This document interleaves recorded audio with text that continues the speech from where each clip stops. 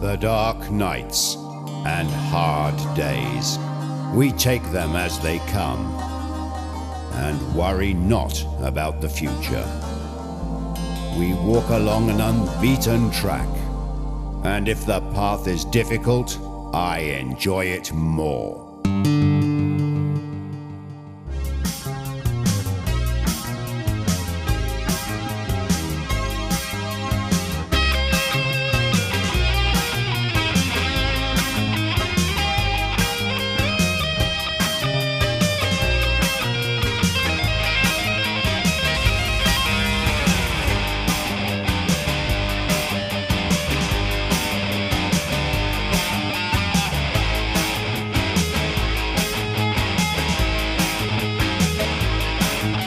He has designed some of the most iconic structures found in Dubai, but mentioned to Brian Johnson that his buildings have played an integral role in the city's rapidly transforming skyline, and he will tell you otherwise.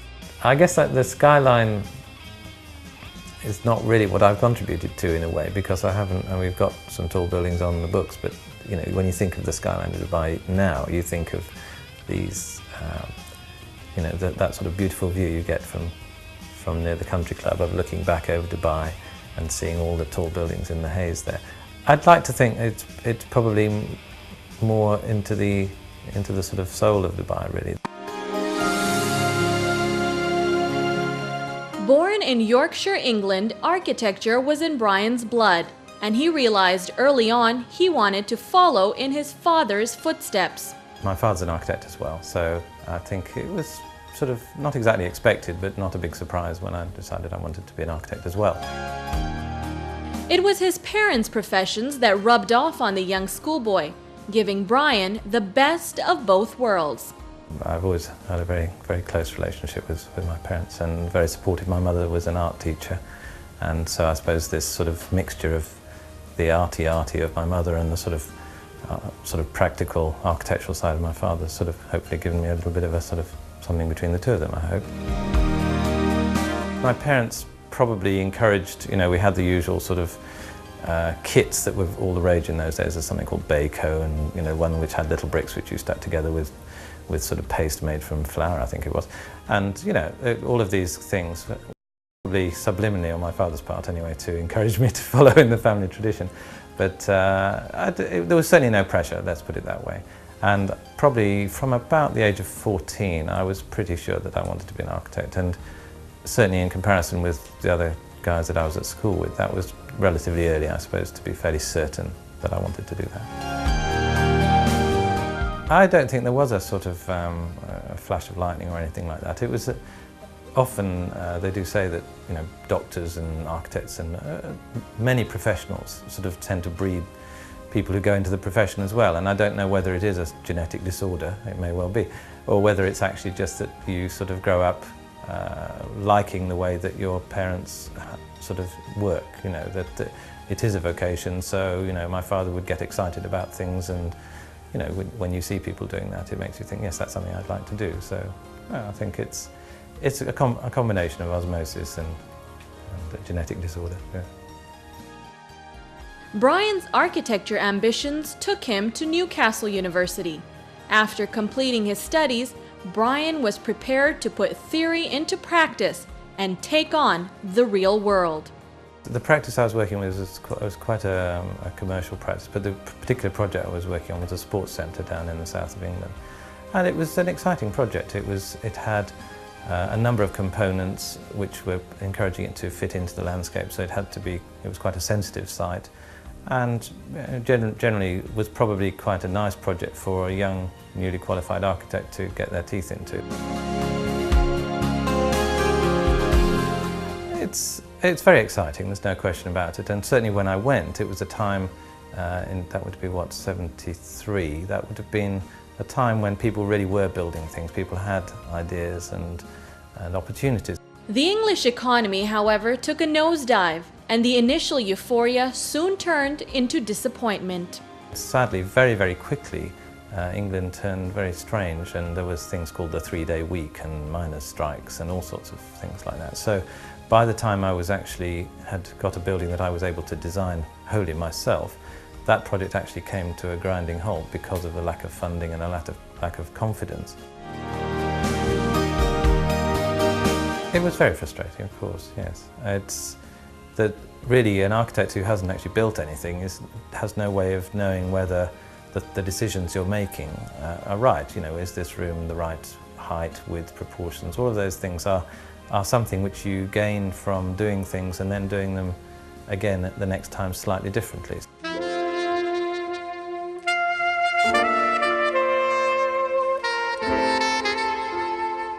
Brian lost no time wooing his childhood sweetheart. They later married in 1972. She was 15 and I was, I think, almost 17, maybe 17, can't remember. But it's a long time ago, as you can imagine. So, and it's, I suppose, one of those things we've stayed together all that time.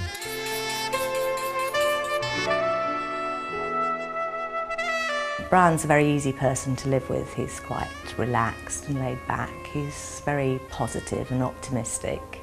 I think he puts a lot into the marriage. I hope I do too. He's always very supportive of me and encouraging, and he's great fun. I mean, we have a good time together. He makes me laugh a lot. It was Brian's wife Julia that brought the newlyweds to Dubai. Her career coupled with the promise of a bright future for Brian in the United Arab Emirates. The idea was that we would find a drama post somewhere and that they would probably need architects as well. It was, as I say, this 2-year cycle. And so we found an advertisement for a project in Peru, which Julia sent off her CV for, but they'd closed all the applications before she submitted it. And the next one to come up was Dubai. So she went to an interview, I attended part of it, and the head teacher of the Dubai English-speaking school interviewed her. And she then decided that she wanted Julia, so she would get me a job. So she sent my CV to 3 or 4 companies in Dubai, and one of them, Peter Robinson, was the one that I just liked him. I liked his enthusiasm. His wife was very interesting, a Maltese lady, and they just seemed to fit. And when we came out here, it was a very nice time. Everything seemed to fall into place until life took an unexpected detour and Brian had to come up with a new game plan. The young man's resourcefulness saved him. Within 3 months of us arriving, he announced that he was going to disappear on, I think it was New Year's Day, 1976. And so we were suddenly had sold the car and, you know, rented the house and all of those things, and we'd come and I just turned 26 just after I arrived, discovered that there wasn't actually a job anymore. So we decided to contact my old company in the UK, and I just asked them if they were interested in coming to Dubai, which they said they were. So I sort of wove together a new partnership, and there was another chap who was working here at the time. So the 2 of us and 2 guys from the UK office put together a new practice, which is how it happened, really. In the early days, Dubai was a vastly uncharted territory, a most exciting place to be for a young architect just starting out. No, we'd never really heard of it at all, I don't suppose. Obviously, nowadays you can't avoid hearing of it all the time, and nobody, you know, for years that we were here, nobody really seemed to know where it was. And I think, part of the joy really of it was, you know, here's a place, and it's obviously a place, they want teachers and architects and stuff like that, but, you know, where is it? That was half the charm. Now, 75, there would be, the trade centre was on site, but it wasn't finished. The Intercon had just opened that March when we arrived in the September. So that was, if you like, the only 5-star hotel. And it was interesting. I suppose there were more big buildings than I'd expected based upon what other people had told me. So there's a sort of a Gulf standard 6-story building that there were a lot of, you know, sort of white with sort of horizontal balconies that sort of zoom around, and there's still 1 or 2 of those left. But it was really just a land of opportunity, and we had this fabulous location right next to the creek. with our flat. Okay, it was around the back, but I mean, you could walk out of the door and suddenly there was the water, the dow's, all sorts of life and buzz. You know, the whole city really sort of focused on Dera in those days. And you know, within 10 minutes you could do all your Christmas shopping or whatever it was. It was a very close community. And great fun, great fun. Brian came to Dubai with a spirit of discovery, the belief that he was helping to lay the foundation upon which the city's future would be built. Originally we thought we were sort of pioneers, and of course when we got here we realised that there were loads of other people here before us. So we were sort of second-class pioneers, but there was a feeling of sort of being in at the beginning, I suppose. Clearly the booms, the bigger boom had started slightly before that, but it was still early days, and Dubai's sort of gone up and up and up since then. But it was very exciting, and just the way things happen, the way people wanted to make things happen. There's no excuse for not doing things, not getting a move on. The whole issues that took forever in England. You know, sometimes people talk about a project taking, you know, like the British Library, it took 20 years from start to finish, and you think, gosh, that's just impossible in a place like Dubai. It would be finished in 2. The opportunities given to a young architect were most rewarding and encouraging for Brian Johnson. Here was this young man in the company of older, well-established professionals, and they were willing to give a new university graduate the chance of a lifetime. The reason I think this is a land of opportunities for me is because at that age I just wouldn't have been given these opportunities.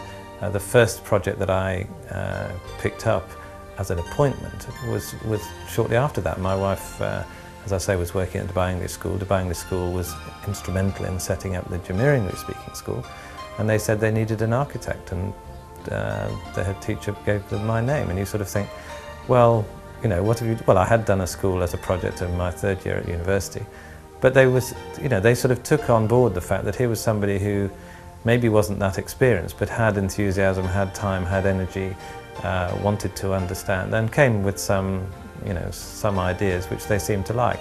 The whole sort of structure of just being respected as an architect at that age was just fantastic, and I suppose I didn't really even think about it. It's only now when you look and you think, well, would I employ me? And I'm thinking, no, I wouldn't even think about it. You know, why would you do that? So it just makes you realise just how much of an opportunity it was. I was sort of, architecturally speaking, sort of born here really. I only had this 1 year of working fully qualified in the UK. So really all my sort of ideas and honing of things have happened here. It was a wonderful opportunity really. I sort of obviously sat and listened. There were worthy people from the head of Wimpy's. There was a Dutch Jonkier, which is a sort of baron as far as I can gather, but he was a banker. But everybody was so nice, and as I say, it's only now when you look back and you think, well, they were probably all, you know, 40 or some sort of extremely old age, relatively speaking. And they sort of listened and took me seriously.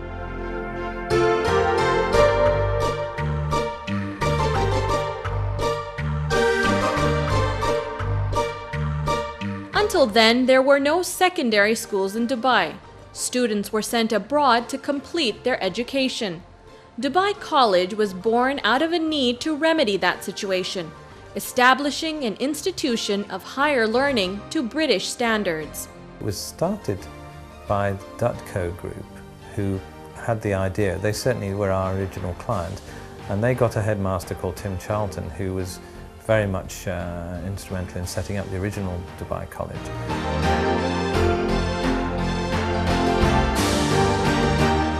One of the things that I did was I tended to use playing cards. A playing card is about the size of a classroom, the proportion of a classroom. This was the first building for the Dubai College that we did, and as you can see as you look around, there aren't really any corridors per se. The spaces have all been widened sufficient to make them into association spaces, display areas, raising the ceiling, bringing in natural light at all of the corners, so you don't get any real feeling of there being corridor spaces.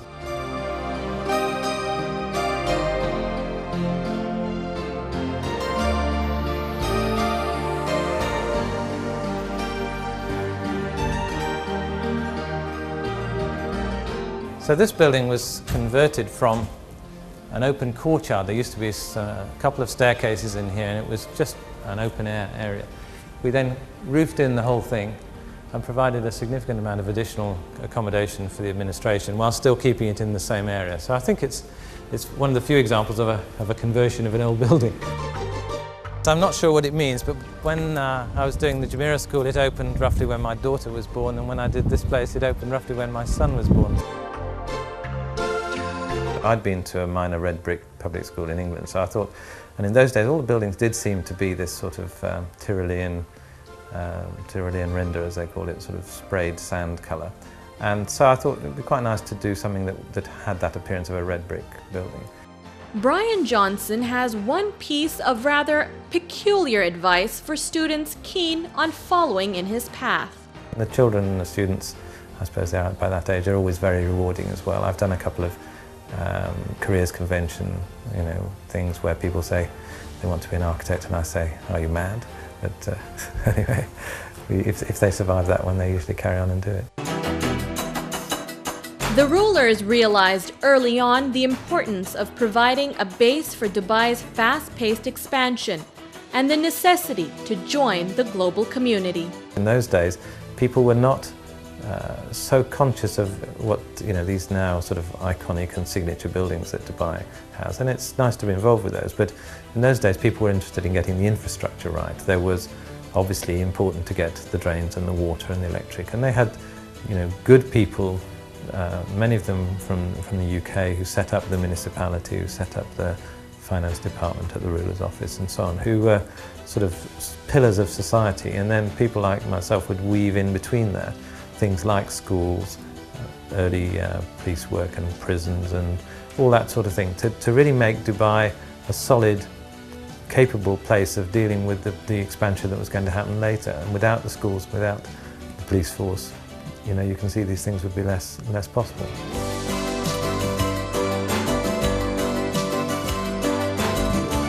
I guess the moving of the centre of gravity from Deira across towards the trade centre area was something which was always, there was a sort of dichotomy between the two. There were the big international companies would take offices at the trade centre, but the bulk of people were sort of staying in Deira. But there then evolved this feeling that people got they didn't like to cross the creek because the traffic was difficult and so on. And I think then this actually provided a little bit of an incentive, I suppose, to develop the other side of the road as well. When we actually came in '75 and left in '89, and what had happened then was I sold the share in my company and bought a practice in Worcestershire. And it was probably about that time, actually, that I think things started to change, because I know that when I came back a year later, having won the Creek Golf Club conference, that it was noticeable that there was more hotel, more tourism present and so on. So if there was a time, I would say that was probably it. So my timing was, as usual, impeccably bad to be leaving at that moment. Brian Johnson decided to return to England for a number of reasons, professionally, as well as the need to prioritize his family life. We both had some feeling that we just wanted our children to connect back into the UK. My parents were obviously getting a bit older, and we wanted them to be English, and it just seemed like a good idea at the time, I suppose, to put them in the front. And I thought that I was just coming up to 40 when we left, that if I did want to start another business in the UK, then I shouldn't wait too long. And so that everything sort of slotted into place. We found a house, a watermill, which I converted I think that was about 1985, that we were just on holiday and we saw a watermill and thought it would be nice to live in one of those. And so everything sort of conspired to make that the perfect time to go back. But what was equally bad was it was the first day of the English recession, was the day I landed. So from that point of view, it wasn't perfect. We've got a practice in the UK and we do some good business there, but there's no question about it that Dubai has a special place for me, and that because of that, I suppose, people also, there's a much smaller community of architects, so it's easier to be recognised. It wasn't long before the UAE came calling once again.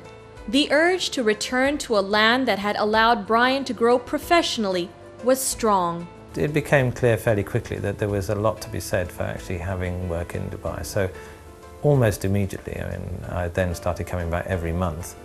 For about 10 or 11 years, I was here every month for a time which started off as 4 or 5 days and ended up as 2 weeks a month. 1990, and the region was in the throes of the Gulf War. Dubai was intent on projecting itself as a sea of calm against a storm of upheaval. The Dubai Creek Golf Club competition was actually submitted about 6 months before we got the go-ahead.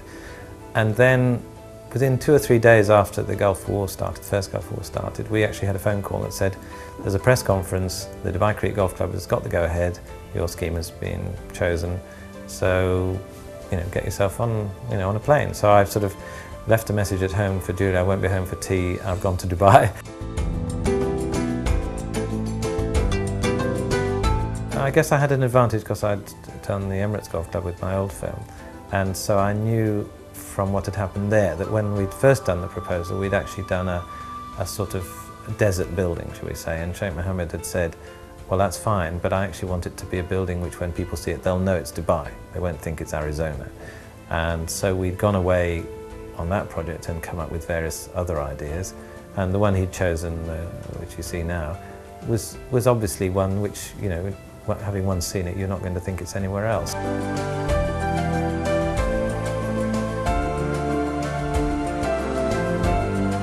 There are very few golf clubs in the world where the architect has themed the golf clubs and reflected the local culture, which he's done so well with both the Emirates Club with the Bedouin tents and the Creek with the Dow sails. Brian's ability to think outside the box of what is a traditional golf club makes our buildings very, very unique. When I was told that the building was by the creek, it just seemed a nice idea to do something that related to the water. And of course, the Sydney Opera House was sort of sitting there like an albatross on every architect's shoulder. You cannot design buildings that involve sails because that building is the absolute, the epitome of a beautiful building with sails. Or at least some people say it's shells, but anyway, I thought it was that. So I decided to see if it was possible to design a building with sails that were more like the Dow sail and also that didn't have any curved surfaces. The Creek Golf Club is actually made up of flat surfaces, and it wasn't all that clear from the drawings we'd done. So I made a little model, or had it made, and it cost about £100. It's in a little glass cube, and sent that with our proposal because I was in England at the time, and I think that model is what won it because you could see that from whichever angle you looked at it, it would always look like the Dow sail, and also that it didn't really look like Sydney Opera House. It was vitally important that nobody thought that it was a copy of that. So, it was, inspiration is 99% perspiration. I was just fiddling around with bits of paper, bits of cardboard and stuff, and then having once done it, thought, well, that's all very well, but can you build it? So I went to see an engineer, and we sort of decided it was just about possible.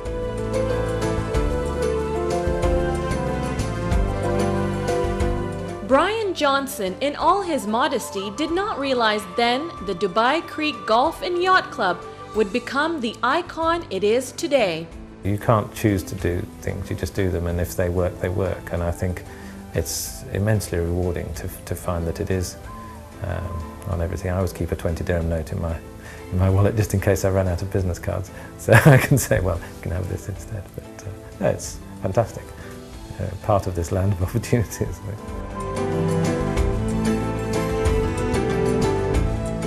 It's an amazing feeling when we have visitors coming to Dubai, staying with us, and as we go under the underpass, they see the Creek building in tiles on the side of the bridge. They see the buildings on the currency notes.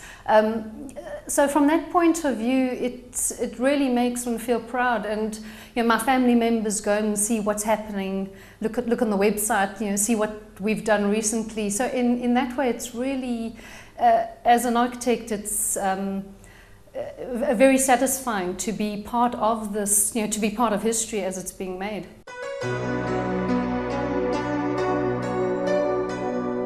just another thing, another project that sort of took on a life of its own. And what was quite nice as well was the way that the yacht club, which, because everybody was focusing on the golf club because it's near to the bridge and more visible sight and so on, but the yacht club sort of was a bit like Cinderella, you know, nobody took any notice of it. And then suddenly when it was finished and open, everyone, ooh, that's quite nice too. And obviously the boardwalk again is a nice, you know, fortuitous accident really in a sense. We built it not with any sense that it was going to be a self-supporting restaurant that anybody could go to. It was a club, and you know, that's all it was for. But you know, we've extended it once, and you know, there are other things afoot to improve it there, and it's just so nice to be able to sit so near to the water, isn't it? I mean, there's still only a handful of places where you can actually sit and throw a pebble into the water and have dinner. My favourite places are these places in the corners. Unfortunately, they're everybody else's favourites as well, so as you can see, they're all taken. But I think it's to do with this feeling that when you get a space that's like that, like the prow of a boat, like when as a child you stand with a stick in a stream and the water comes past you, you feel as if you're sort of moving into it. And I think that's in a sort of primordial way. I guess these people aren't necessarily thinking about it like that, but that's where I like to be.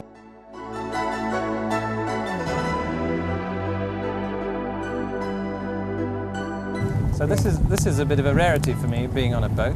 Boats and me don't usually mix. But it's really nice to get so close to the yacht club and the boardwalk. To see just how it seems to be looming up out of the water at us like a big boat.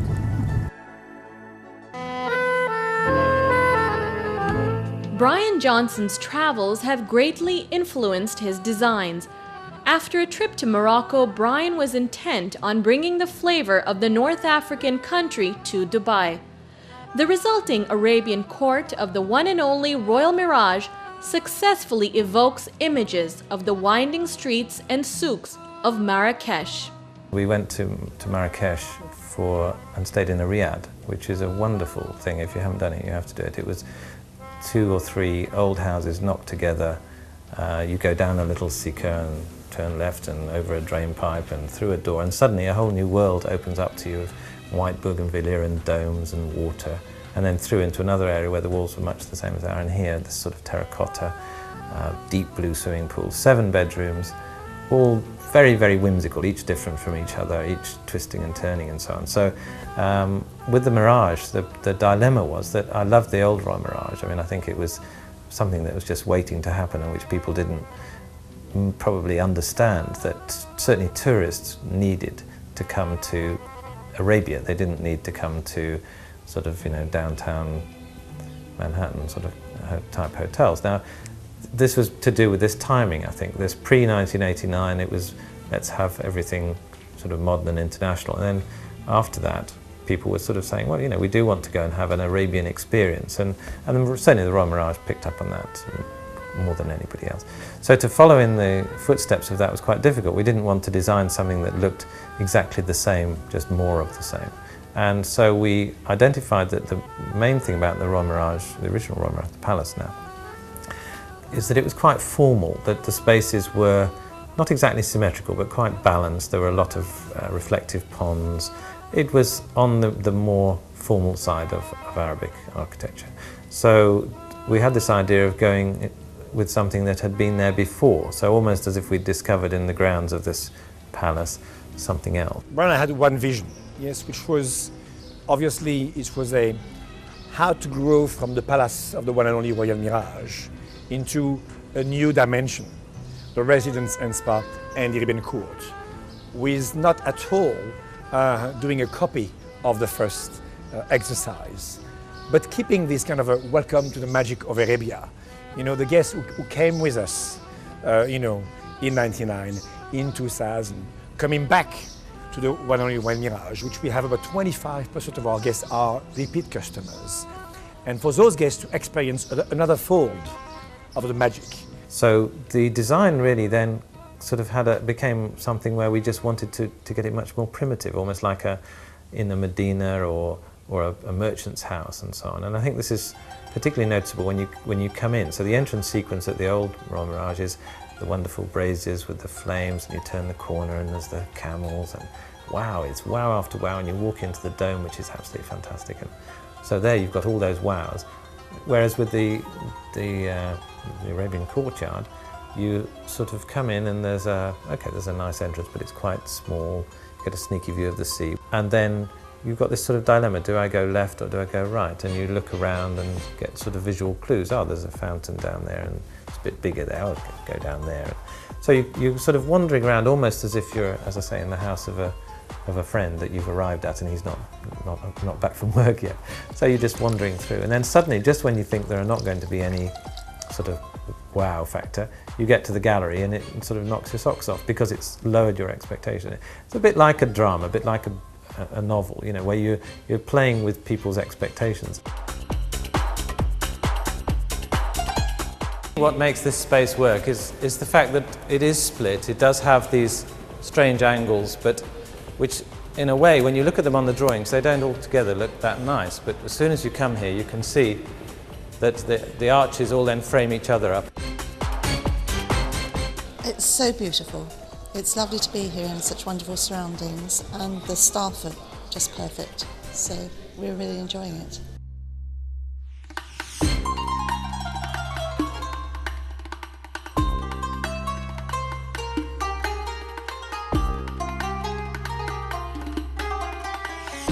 Architecturally, I think it's superb, certainly compared with where I come from.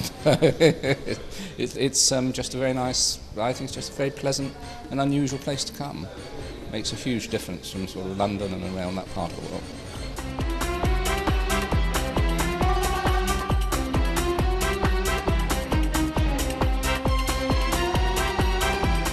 What I liked was the way that when you hand over a building to somebody, whether it's a house or a hotel or whatever, that it's a bit like putting a child out to adoption to very good adoptive parents, because you hand it over and then they do things with it that you never conceived, you know.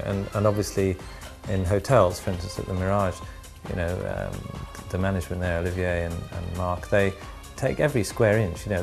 They'll rent a lawn that's 10 feet square if they can, but they'll do something with it, and it's fascinating because you know, we can only do so much. We provide like a background against which people carry out their lives, businesses and so on. And that's when it's nice, when you see what people have done and made of it. Brian, you know, in charge of the dream environment, and then from that dream, we as obviously also concept and operators trying to blend together the ultimate goal, which is the comfort of the customers. And from every single window and doors and access which you see here, all this is hours and hours and long evenings and sometimes early in the nights planning sessions to ensure that, you know, every opportunity, every inch of the environment is maximized for the comfort of the customer. It's a wonderful experience. Lovely hotel, beautiful architecture, very tastefully done. We travel all over the world, and I can honestly say this is the finest holiday we've ever had. I have 2 young boys, they've had an amazing holiday, and we've just been sitting here for the last half an hour admiring the absolutely beautiful architecture.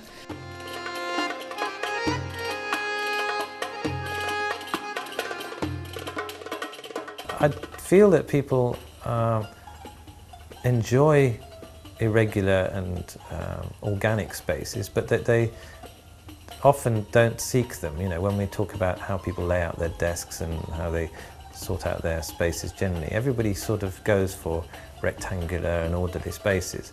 But when we go to any old city in the world, whether it's you know, I've just come back from Zanzibar, whether it's Stone Town, whether it's Muscat, whether it's Old Dubai, whether it's Paris perhaps less so because somebody's imposed this big structure on it, but London and so on, that you actually get pleasure out of the whimsy of these places that you can't see all the way from one end of the town to the other. And I think that that's something which my architecture and planning is breaking the pattern, breaking the rules.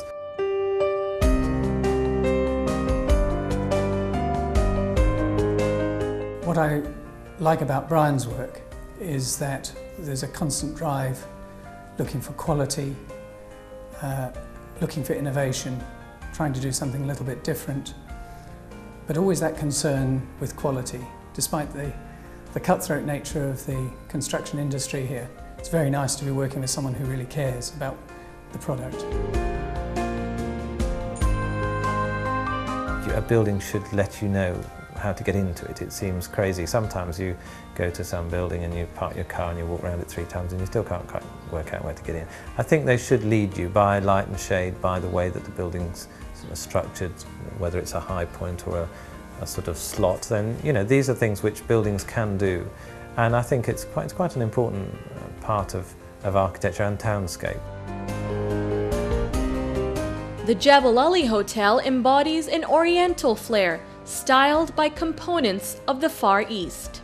The existing hotel has a very powerful statement, which is very difficult to extend, so a decision was made that we didn't need to try to extend it in its same architectural style, but to try and bring something that was perhaps a little bit softer, which allowed the sun to get through. There are problems with this coast that if you build tall buildings, because of the orientation of the sun, that they do cast a shadow. So we angled the buildings backwards so that the sun could get through, and split them up and built lots of sort of, the landscaping I'm particularly pleased with. I worked very closely with Paul Cracknell, who's a very, very good landscape architect, and you know, it really has come out very nicely. I'd got this idea of a desert building, and then of course it was by the ocean. So Frank Lloyd Wright had done something which was called Taliesin, which was a laminated timber beams and stone and stuff like that. So I guess that was certainly sort of somewhere in the influence pile. Brian Johnson's buildings are unique to only Dubai, reflective of the city's ambitious and innovative spirit. They're born of Dubai, let's put it that way. I don't think they could have been anywhere. Certainly some of them could have been anywhere, but I certainly think that the Creek could probably only really have been in Dubai. The cricket stadium I did in Abu Dhabi, well, again, that's probably something where you don't get the opportunity to do these slightly more unusual things, except in a place which acknowledges that a bit of architectural freedom is actually a good thing. And I think that's one of the reasons why I don't think it will happen, but I hope that Dubai doesn't sort of feel that it needs to aim all of its architecture into traditional or Andalusian or whatever. There's a place for everything, and if we end up with this mishmash that we've got at the moment, it's a nice mishmash. I wouldn't change it. I think it's the skyline looks fantastic. Not all of Brian's designs have come to fruition. One in particular, unfortunately, got away. The one that I've been asked to do that hasn't happened, and I'm rather sad that it hasn't, was we were approached by a Canadian group to design the tallest minaret in the world on the Palm Island, the Jumeirah Palm. And you've probably seen it, there is a sort of space in the stem for something, a vertical feature, shall we say, and it keeps changing what it is. But we had this idea of, it was obviously a mosque and a minaret, and the idea of pushing at the limits of what you could do as the Palm is doing. And I thought of a completely glass mosque. Now, I know it sounds crazy, but actually the technology is there to do it. It had shading devices that worked, would have worked very well. It certainly was a unique thing as far as I'm aware. I mean, obviously people do things, there's nothing new under the sun, but and the idea sort of took a life of its own when we then started to deal with the Canadians had an author who put together some idea about the whole transparency of Islam and so on, and the whole thing began to take on a lot. He didn't know that I was designing a glass building. I didn't know that his script was going to be, and we kept finding these incredible connections between what we were trying to do and architecturally and what he was trying to do from a sort of theming point of view. And it all went sort of, I guess it just went too well. You sort of kept thinking, well, can this be real? So we did, fly-throughs and stuff like this and presented it to the Palm people. But I think by the time we got there, the whole idea had changed. They didn't want to then do such a thing there. But in the sense of it being amazing and peculiar and unique and odd, then I guess that would probably take the biscuit.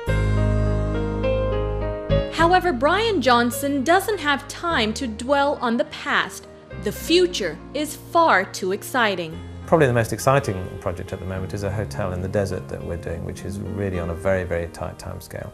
It's to be done, it's being done in the sort of traditional design. It's almost like a village that somebody stumbled upon. It's loads and loads of trees. It's an oasis that you come to, and part of it is again this feeling of whimsy. You come in, you're not quite sure, you know, oh, that must be the entrance.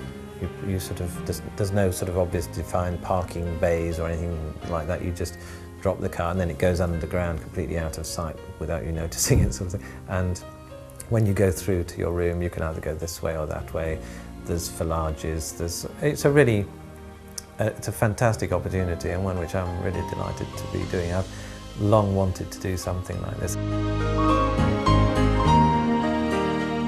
Nobody ever knows what Dubai is going to do next. I just hope that we can contribute something on some of the areas. I think it's an impossible thing. I mean, I think Dubai has this reputation of being, well, if you think you're dreaming, then you're in Dubai, and it loosens all of the constraints. You know, anything is possible, and yes, it has to be good business. I mean, the Sports City, all these other sort of places, they will work because they're founded on common sense. Although there may be an apparent extravagance to some of these things, you know, they won't happen unless they're commercially viable. And yes, nobody's sure where the next 100,000 people are coming from to buy this or buy that, but it's, you know, it's been very sure-footed so far. Every time I've thought, oh gosh, I'm not sure that'll work, you end up thinking, okay, it has.